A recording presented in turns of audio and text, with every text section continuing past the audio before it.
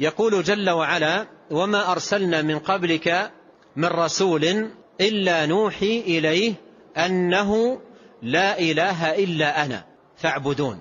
لا إله إلا أنا، هذه لا إله إلا الله، وهي خلاصة دعوة المرسلين.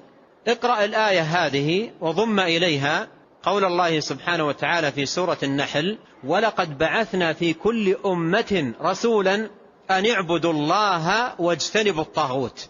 من مجموع هاتين الآيتين اللتين فيهما بيان زبدة دعوة المرسلين لا إله إلا الله.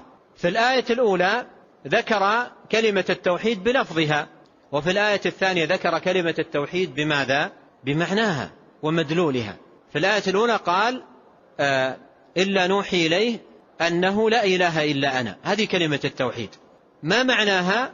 اقرأ الآية الأخرى: ولقد بعثنا في كل أمة رسولا أن اعبدوا الله واجتنبوا الطاغوت. وعلى ضوء هذه الآية لو قيل لأحدنا ما معنى لا إله إلا الله، فما الجواب؟ لو قال لا إله إلا الله معناها عبادة الله واجتناب عبادة الطاغوت، هذا هو معنى لا إله إلا الله، النفي والإثبات. عبادة الله إخلاص العبادة له سبحانه وتعالى، واجتنب الطاغوت البراءة من عبادة كل من سوى الله.